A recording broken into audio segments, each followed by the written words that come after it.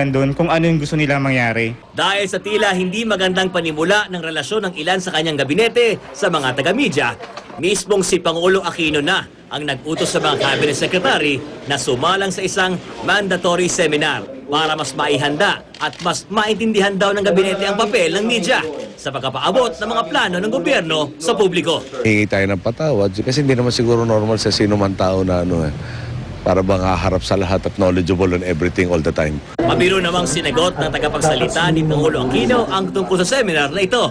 First batch? I know I'm part of the first batch. It's not because of I'm picon and all that, no. Para sa unang balita, Michael Fahad reporting. Pangulong Noynoy Aquino sinimula ng gamitin ang car number 1 habang patuloy na sumusunod sa batas trapiko. Kasabay nito ang pagsagot niya sa ilang isyong kakaharapin ng kanyang administrasyon. Narito ang report ni Sandra Aguinaldo.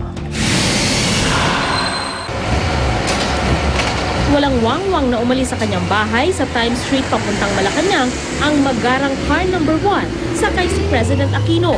Dahil sa patuloy na pagsunod sa mga batas trapiko, gaya ng paghinto sa mga red light, kapansin-pansing mas mahigpit na ang PSG sa pagsisecure sa Pangulo. Di gaya nung Biyernes kung saan naipit siya sa traffic na wala pang alas 8 ng umagay, nasa palasyo na ang Pangulo para pamunuan ang flag racing na dinaluhan din ng mga empleyado ng Malacanang.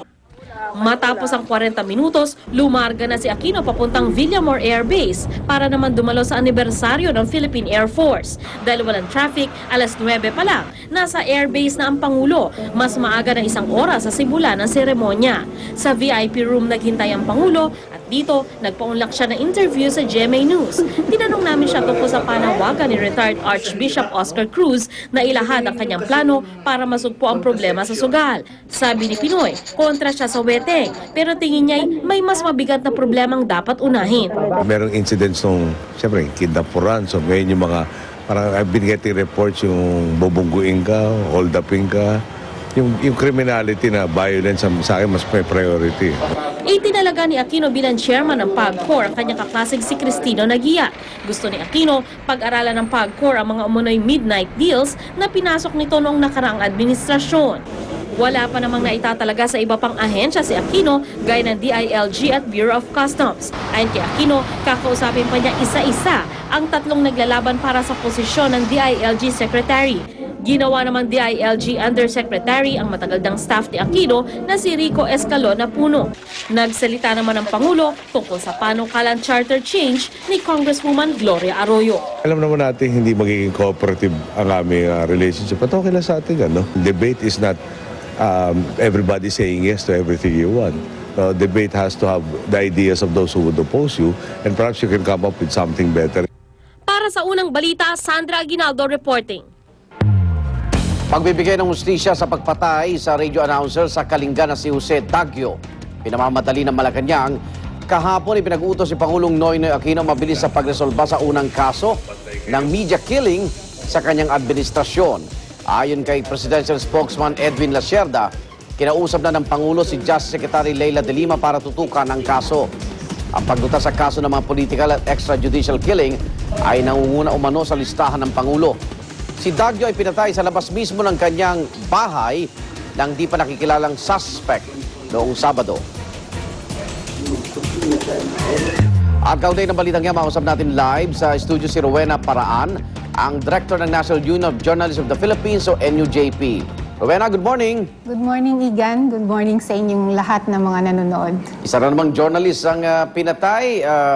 Anong motibo dito sa pagpaslang dito sa radio announcer na ito na si Jose Daguio, Rowena?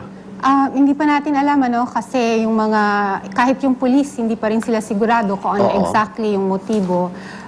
Pero nung panahon na pinaslang si Ginoong Daguio, naka-retire na siya from media work. So, kailangan din masusing imbestigahan muna kung ano yung dahilan. Pero whether pinatay siya dahil media siya o what, syempre this is another killing na nangyari sa ating bansa na dapat kondinahin. So yung NUJP, kahit pinatay siya dahil sa dati niyang trabaho o kung ano pa mang dahilan, nakakagalit kasi this is another life lost. Yung reaksyon ng bagong gobyerno na tutukan nito at mabilis na maresolba, anong reaksyon ng NUJP dito? Natutuwa kami na merong mga ganong pronouncements. Pero marami din kasing pronouncements na ganon sa mga nakaraang administrasyon. Na inaasahan namin, lalo na sa pagiging Justice Secretary ni former Human Rights Chair na si Leila de Lima, na talagang matutugunan yung mga ganitong cases. Pero sabi nga ng mga media organizations, walang honeymoon kay Presidente Noynoy Aquino. Dapat tuloy-tuloyin yung paglagay ng pressure sa gobyerno para tugunan ng maayos yung mga killings, magmula sa investigasyon hanggang sa sasampa ng mga kaso sa korte. Okay, mayroon bang nakatagdang pakikipagdialogo with Secretary de Lima?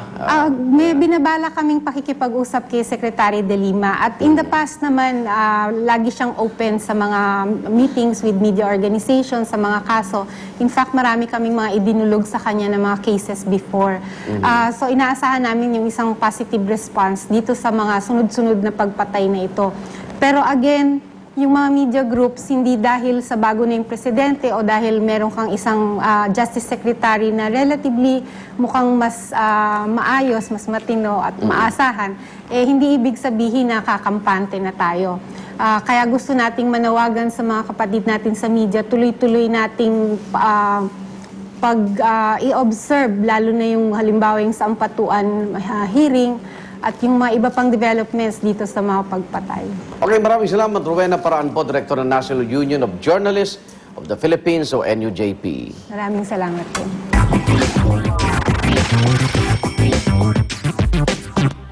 Bakibalita naman tayo sa mga kaganapan sa showbiz ngayong Tuesday morning at iatid muli ni Luwan D.